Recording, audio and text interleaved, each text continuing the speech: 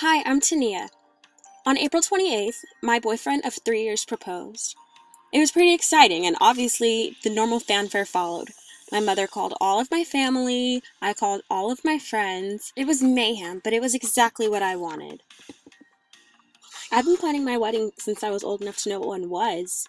So now I'm planning what I think is the most extravagant, classiest, Great Gatsby themed wedding I could think of. I want there to be a red carpet and fireworks and flowers everywhere. Everything that you can think to make a Great Gatsby wedding absolutely perfect. Or at least I thought I did, until I saw that costofwedding.com projected that the average American wedding cost $26,000. So I decided I had to take what money I had and get organized. A popular site called the knot.com helps brides get organized by giving them a to-do list and a budget tracker. You can fill out your site and customize it exactly to your taste and your liking. He's a Marine and I'm an intern, so most of this money that we have is coming from my super traditional family. So I put this money into my budget tracker and it showed me exactly how much I had to allocate where. I got kind of lucky because I have an older sister who's planning a wedding at the exact same time that I am. So I asked her what a couple of her money-saving tips are, and she told me that the best thing that I can do for myself is to stay on theme.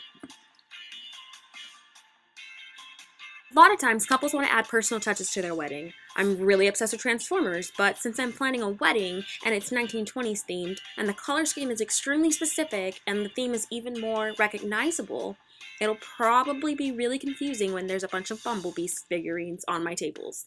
And even worse than that, they're a waste of money because they're unnecessary and they don't match. So, the DIYbride.com suggests that you make your entire wedding a personal touch by doing it yourself. I stopped by a couple local stores by my mom's house, and since they aren't already targeted to weddings, that's going to save me a whole bunch of money. Willing to put the work in, DIY crafts can save you a whole bunch of money in your wedding. I found these awesome vases. I'm going to use the $4.99 ones and the $3.19 ones just so I have some variety. I bought this spray paint from Walmart and it was only $3.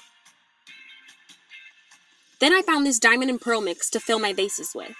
Then I got kind of super creative and I bought this pack of water beads.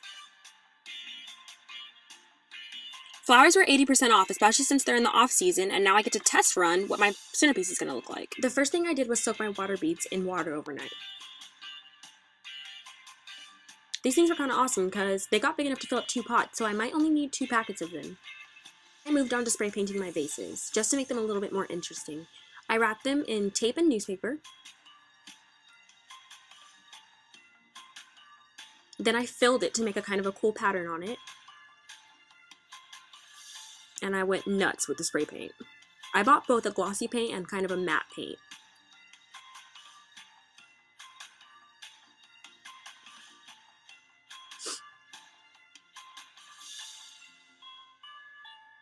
Then I took my water beads and I filled it with my jewel mix.